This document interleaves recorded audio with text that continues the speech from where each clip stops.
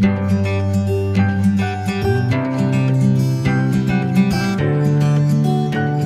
friends, welcome back to my channel Vishali's Word and I am Vishali Mishra.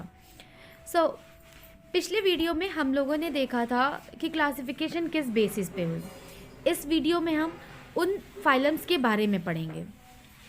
पहला phylum है Porifera, second है Coelenterata, third Ctenophora, Platyhelminthes, Aschelminthes, Annelida, Mollusca, Echinodermata, Hemichordata and Chordata. तो ये हमारे 11 phylums हो गए। अब first है हमारा पोरीफेरा। तो इस वीडियो में हम सब कुछ पोरीफेरा के बारे में पढ़ेंगे। पोरीफेरा को स्पॉन्जेस भी कहते हैं और इनको पोर बियरर्स भी कहते हैं। अब द क्वेश्चन इज, इनको पोर बियरर्स क्यों कहते हैं? तो ये हम समझेंगे एक डायग्राम के through. Okay, let's see the diagram. ये एक स्ट्रक्चर है स्पॉन्ज का जिसका नाम है साइकन। तो इसमें आप पोर्स देख रहे होंगे, ये देखिए माइन्यूट पोर्स प्रेजेंट होते हैं पूरी बॉडी पे, इधर भी हैं, इनको बोलते हैं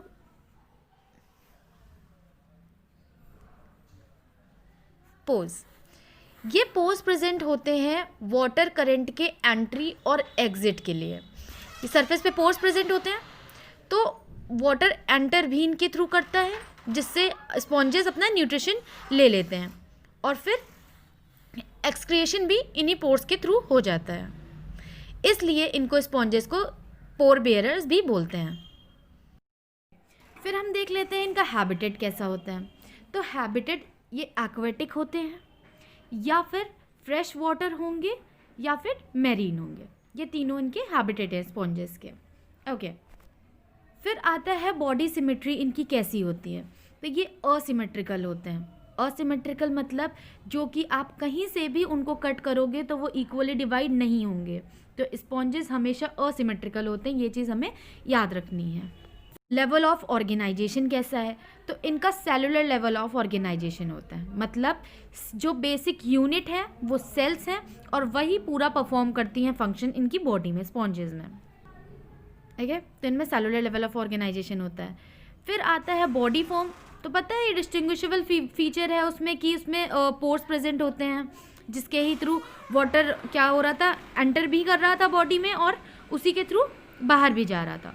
तो पहले वाटर एंटर करा पोर्स के थ्रू, उन्होंने अपना पूरा न्यूट्रिएंट्स जो उन्हें चाहिए था वो ले लिया और फिर जो वेस्ट बचा वो उन्होंने उन्हीं पोर्स के थ्रू एक्सक्रीट कर दिया। तो ये हो गया बॉडी फॉर्म उनकी कैसी है। फिर 3 तरह की लेयर्स होती हैं।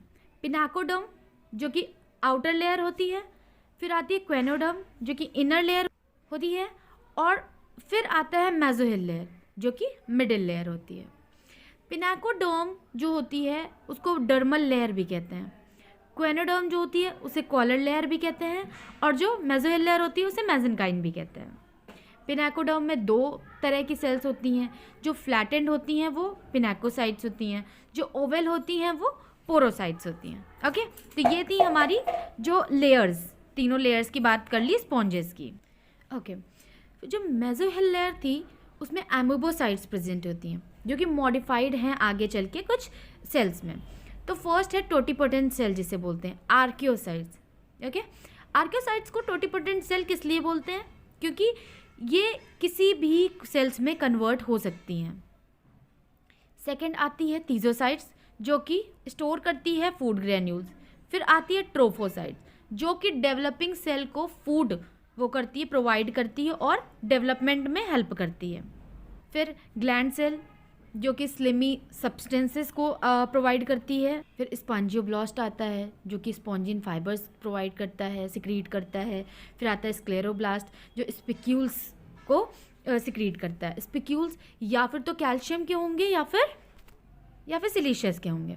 तो अगर कैल्शियम के हैं उनको कैल्शियोब्लास्ट कहेंगे, अगर सिलिशियस के हैं तो सिलिकोब्लास्ट कहेंगे। ओके, फिर आती है कोलेजन फाइबर्स।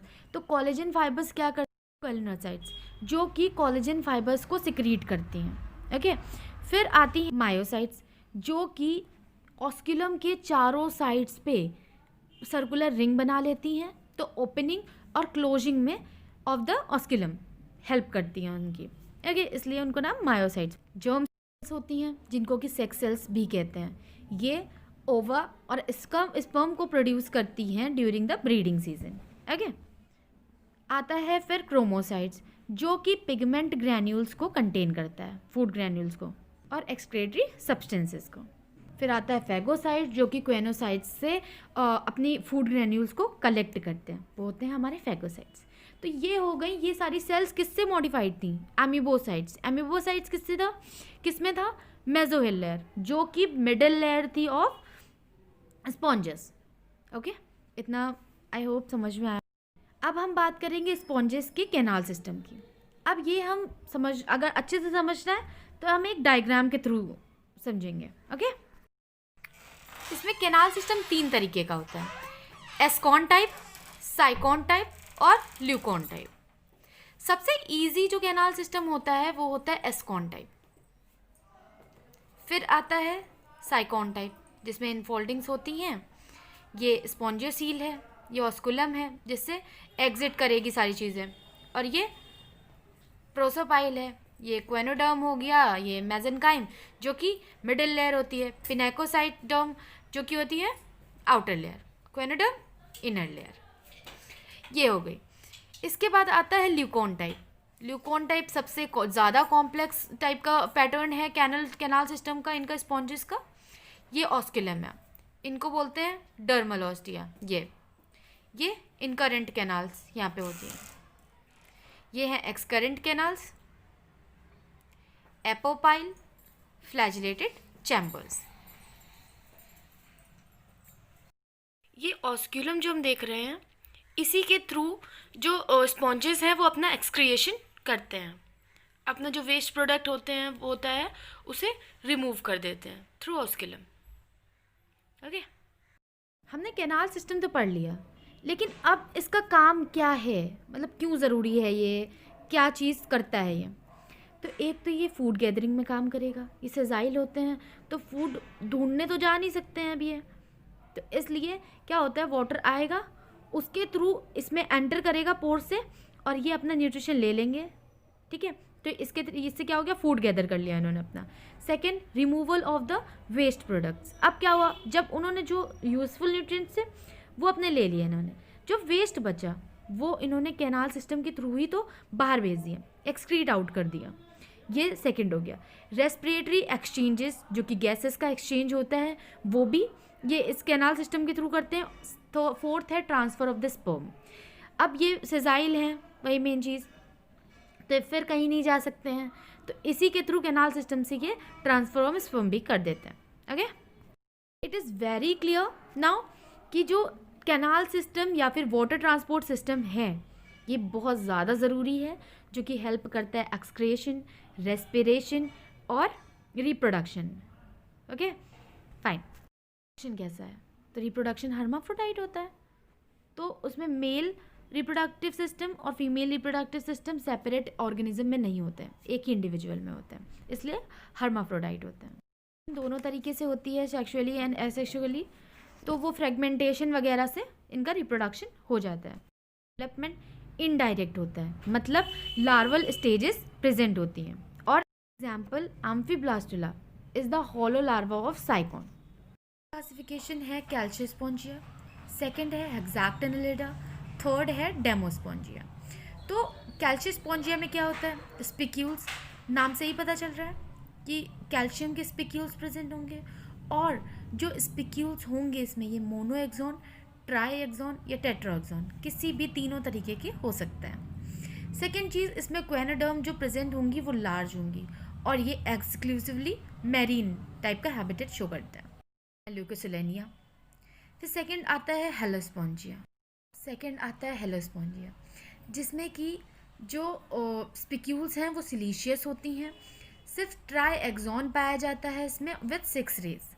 सेकेंड आएगा क्वेनोडर्म जो कि स्मॉल है, उसमें लार्ज प्रेजेंट थी। थर्ड आता है एक्सक्लूसिवली मैरीन होती है, लेकिन वो शैलो वाटर में पाई जाती थी, कैल्शियोस्पोंजिया, और ये डीप वाटर में पाए जाते हैं। इनका एग्जाम्पल जिसे वीनस फ्लावर गर्डल भी बोलते हैं। फिर आता है हमारा डेमोस्पोंजिया। इसमें जो स्पिक्यूल्स हैं वो सिलीशियस होते हैं, प्लस या तो मोनोएक्सॉन होंगे या फिर टेट्राएक्सॉन होंगे, ट्राएक्सॉन नहीं होता है इसमें। क्वेनोसाइट्स जो प्रेजेंट होती हैं वो स्मॉल होती हैं, प्लस ये या तो मैरीन होंगे या फिर फ्रेश वाटर होंगे। और इनका एग्जाम्पल है यूस्पोंजिया, यूस्पोंजिया बोल सकते हैं, एग्जाम्पल है डेमोस्पोंजिया का। में हम लोगों ने फाइलम पोरीफेरा के बारे में सब कुछ जाना, लाइक उनकी सिमेट्री कैसी होती है, habitat, digestive system, canal system कैसा होता है, उनकी क्लासिफिकेशन, हर एक चीज़ के बारे में। तो हमारा पोरीफेरा कंप्लीट हो गया। अब नेक्स्ट वीडियो में हम सेकंड फाइलम के साथ में आएंगे। प्लस अगर आप लोग को अच्छा लगा हो तो आप लोग लाइक एंड शेयर करिएगा, और कोई भी क्वेश्चन हो, कुछ समझ में नहीं आया हो तो you can ask in comment section. Thank you.